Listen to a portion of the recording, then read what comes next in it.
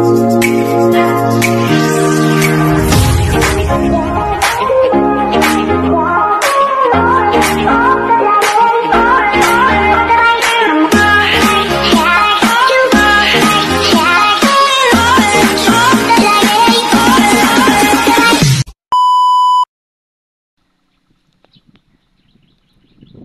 ayan po mga katandem, magandang araw po sa ating lahat. So muli nandito tayo ngayon sa bukid natin. So bali nakapahinga tayo dito sa paradaan natin sa may akasya. At maglalakad pa tayo patungo doon sa bukid natin. So dala na rin natin yung binili natin kanina ng kurudo na halagang po 500.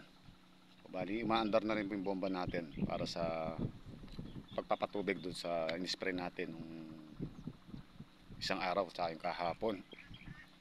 So bali sosorbe po natin ngayon kung saan yung nasaan na po yung mga tubig nito. At dadalhin na rin natin itong kurudo. Malaki pa mo ilalagyan natin mga katandem, oh. Tapos ko po 500 pesos. So, titingnan natin kung kakasya.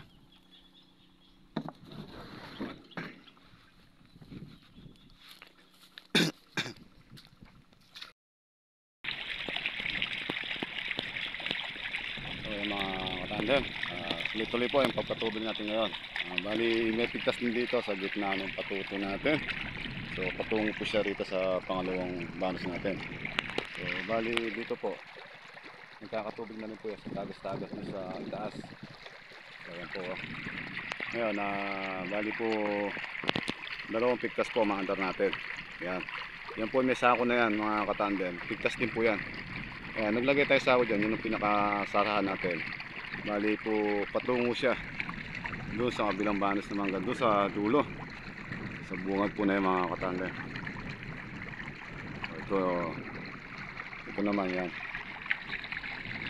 Patungo naman ito doon sa baba. Ito yung pangalawang banos natin na tandem.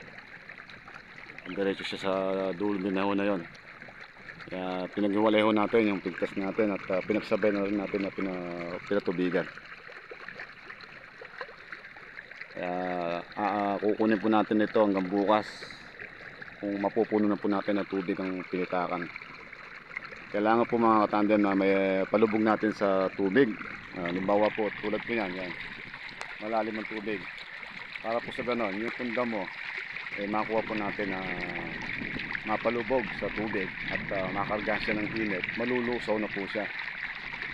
Kaya nga po may kasabihan mga katandem, hindi lang gamot ang papatay sa damo, kundi pati ang tubig tutulong din na pagpatay sa damo. May palubog lang natin siya at tuloy-tuloy paglulubog makukuha siya na malulusaw. So bali sa init po ng panahon kaya nga po malalaga siya. Ang ganda, no? So bali check up natin yung mga pigtas natin mga tandem. Tara, samahan niyo po ako. Muli po mga tandem, magandang hapon muli sa atin. At tayo po bumalik dito sa bukid natin. So para po subaybayan natin yung ating pagpapatubig sa palay. At yan nga po, so nakikita niyo po yan medyo basa ho yan at dating basa na yung sinuunang pagpapatubig natin. So sa ngayon po kasalukuyan na umaandar pa yung makina natin at kailangan natin na subaybayan yung pag-andar niya at titingnan natin yung dating ng tubig. So yan po, yan po yung mga basa-basa na yan po yung pinatubigan natin na nakaraan bago tayo nag-spray at ngayon po natiyo na. Talaga po masyadong malakas matiyo yung lupa dito sa bukid dahil nga sa sobrang init. So titingnan natin ito nandito sa dulo natin. So yan po, kulang pa rin tubig.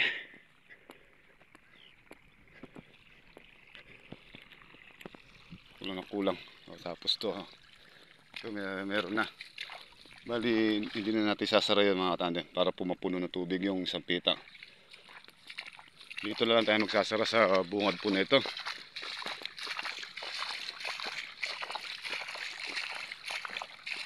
Hindi po kasi natin po pwede mga katandem na hayaan na hindi magkatubig ang bukid sa dahilan nga po na nag-spray tayo ng pandamo at kailangan po natin ipalubog para po sa ganun mamatay po yung damo na natin in-spray. At meron po naman na sisingaw dyan at hindi mamamatay yun po hindi na masyadong marami. So ito yung ating pigtas na overflow lang siya hindi natin siya sinagad. So ang gagawin natin ngayon yan, kung sasara natin siya para hindi maubos tubig nito, di baling ito na yung maubos para tumakbo doon sa huling pitak. Tara, palain natin muna. Yan.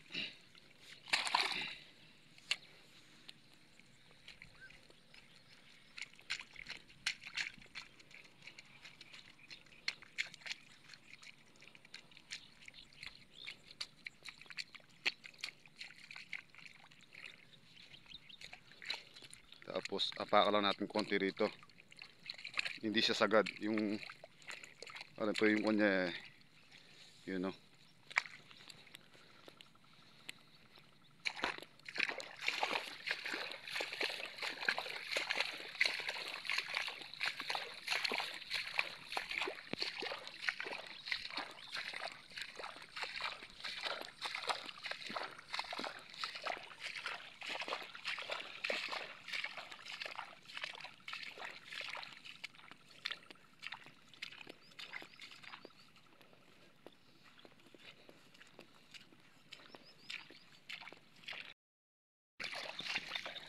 So ito mga katandem, medyo kumpleto na rin tubig ito. O kaya gagawin natin yung sa may gawing ibaba at saka itong kabilang ito, itong kabila nito hindi pa siya kumpleto tubig. So ngayon isasara na natin muna itong pilapil din Tapos ito hahayaan natin dumiretsuran para tuloy-tuloy yung tubig doon sa dulo para makumpleto yung tubig sa kabila. At ngayon sasara natin pintas dito mga katandem para po yung tubig nito hindi maubos.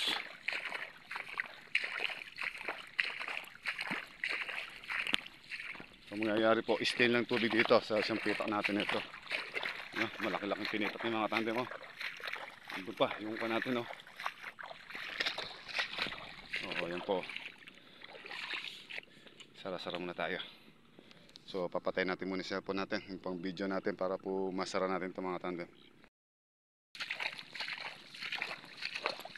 Oo, pati po yan sa kabila mga tandem, sasaran din natin. So bali, ang gagawin natin ito, yung tubig po nito nung kuwan natin sa kabilang banos, doon na natin patatakbuhin. Kasi doon sa kabila po na yan, halos kalahati pa po yung walang tubig. So doon natin siya pabibiray na padidiretsuhin. Kasi ito po napatubigan na po natin ito ng kahapon. Ang ginawa lang natin dinagdagan lang natin dahil sa hindi sumatsad sa dulo. Timano po sinara natin dito. O ngayon ito. Meron tayo pasara dito mga tandem naglagay tayo ng lupa sa sako. So gagawin lang natin dito. Hindi na masisira yung palay. Hihilahin lang natin. Yan. Tapos apakan lang natin siya. Susunod yung kabila, puntahan natin.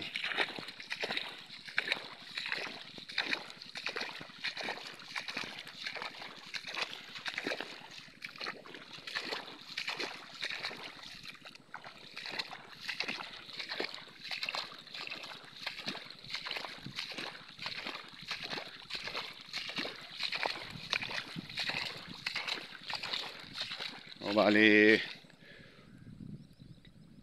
titingnan natin mga katandem ng 20 days. Kung sa 20 days meron pang sariwang damo, i-spray natin ulit bago natin siyang sabugan ng pataba. Bali 25 days sasabog na tayong pataba mga katandem. So ngayon wala pa siyang 20 days, tingnan natin muna. para malaman kung ano yung nagiging tsura ng palay natin sa pagka-spray. So ngayon yung mga nauna, nakikita na ho natin mga resulta mga katandem. Tulad po yan na nanilaw na yan, oh. Patay na yan. So nandito tayo sa isang pilapil na kung saan meron nakalagay na sako. Siya naman po yung hihilahin natin at isasara natin para po yung tubig dire-diretso sa kabilang banos. O pakikita natin yun mga katandem. Tara.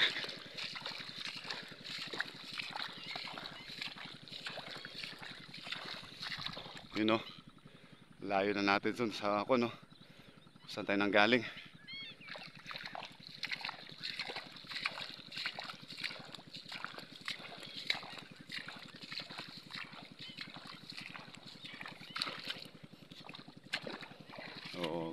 Muli po ayan to, naglagay din tayo ng lupa sa sako at gagawin natin, ilalaglag natin dito yun, tapos konting apak sa ilalim para po sa ganun hindi yung tubig hindi dadaan sa ilalim.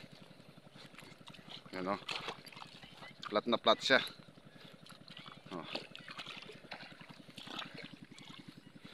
Tapos ngayon nandito na naman sa kabila yung pinakita natin kanina.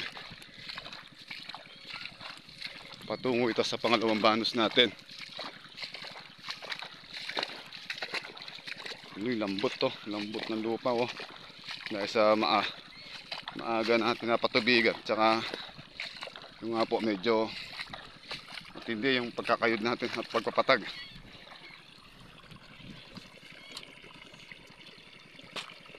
So yan po mga tandem, dito na po yan magtutuloy-tuloy yung takbo ng tubig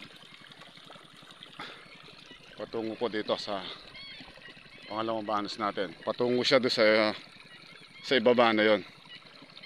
So bali doon po sa ibaba na yung mga katandem, nakapigil na rin po yung pilapil doon at hindi na po siya sasagad sa pinakadulong-dulo.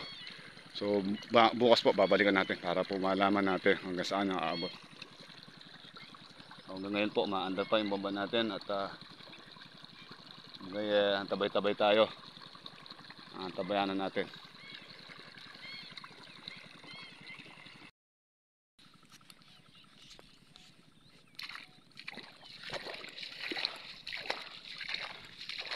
Yung mga tandem, inabutan na tayo ng dilim.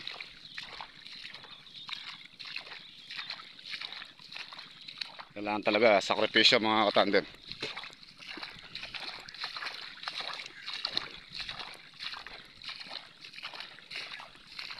So ayan po ang isang pigtas natin. So isang pigtas lang ginawa natin para po hindi masagad na matiyo mga tandem. So bali ilalagay natin ng konting lupa dahil siya sana'y huwag siya matangay. Yun kahit pa paano po meron siyang pampigil na hindi masimot yung tubig dito sa isang pitak natin dito. Yan. Ito po yung lupa na nalagay natin. Ito po yung pinagkukain natin na matigas. Yan. Medyo lalambot din ho yan mga tandem. So bali tawag natin dito tinatasaan natin. Kasi yung pinagtas natin kanal ho yan. Yun humina na ho siya Kanina malakas, ngayon humina na. Medyo mahina kaya pakan natin ng konti.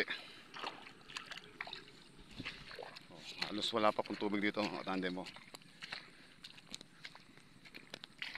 So doon tayo dumaan sa pilapil natin at tingnan natin yung hangganan ng katabi natin para ma-monitor natin yung ating pilapil. So yan po mga tandem kapal ng muta So titingnan natin mga ilang araw lang kung yun nabubunot na yun di pa yun kahapon lang po mga katandem na spray to. Yan sobrang kapal ng muta hindi nakikita yung palay. Muta ang nakikita natin pero kayang kaya natin patayin yan. Yun Yung buhay pa ito. Agroxon ang pambibira natin dyan.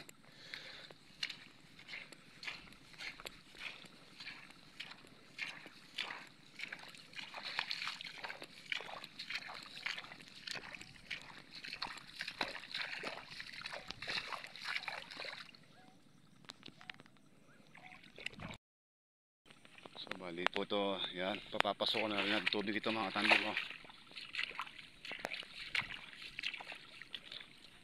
Para sa ganun mapalubog na natin itong ibaba. Kailangan na natin lubog yung ibaba mga tandem. At matagal-tagal. Mahaba pa po yung tatakbuhan niya patungo dito sa ibaba. Kailangan kunin na natin.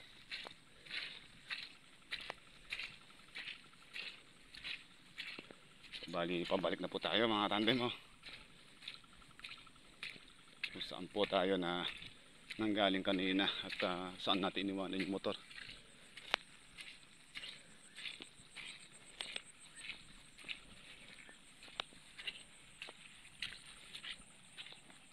Malamok pa mo, malamok.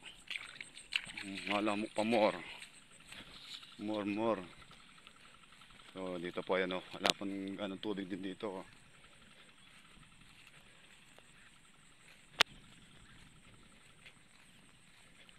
maluwang-luwang pa po yung mga patandem na patutubigan pa nito.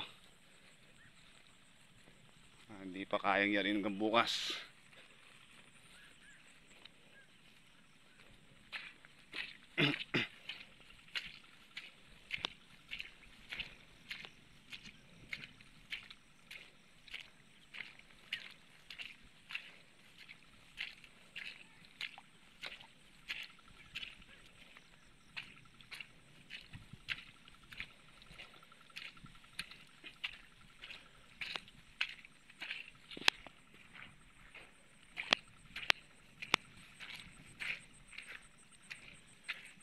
Ako'y sa'yo'y nagtataka nang malaman ko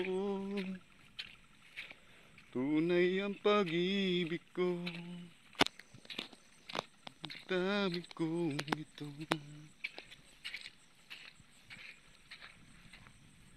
Kailangan konting-konting kanta-kanta para naman medyo masaya-saya, lalo't tayo na lang dito nag-iisa sa gitna ng bukid.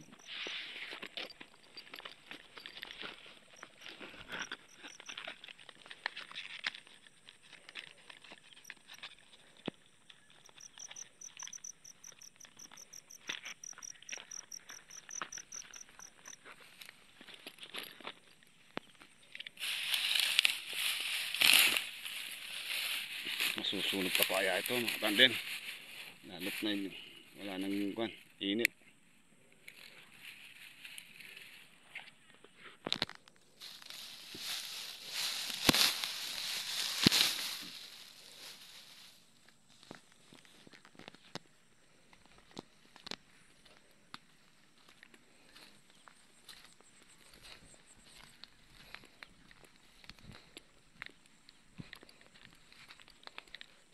Motor natin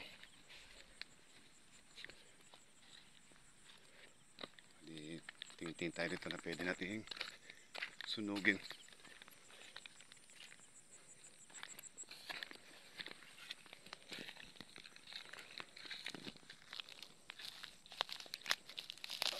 Ayun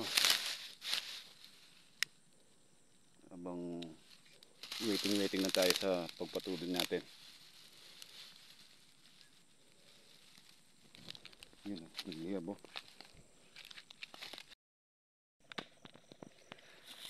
Medyo manipis na dumi dito, down.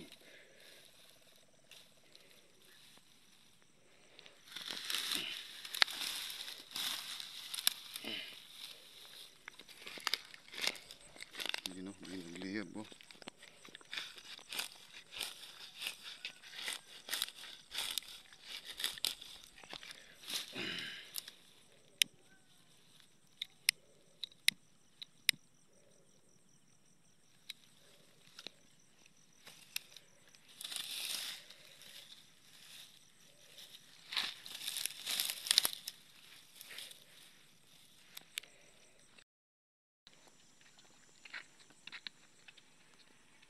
yan po mga katandem, muli po tayo magpapaalam na at total gabi na rin po at so uwi na tayo at okay naman po yung ating pagpapatubig.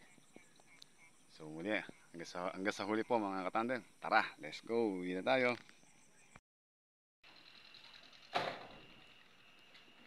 So muli po mga katandem, nandito tayo sa ating bahay. So muli po yan, maraming salamat po mga katandem. At muli po, mega love shoutout po sa inyo lahat. And God bless po sa inyo lahat mga tanda. Ingat po lagi. Salamat muli.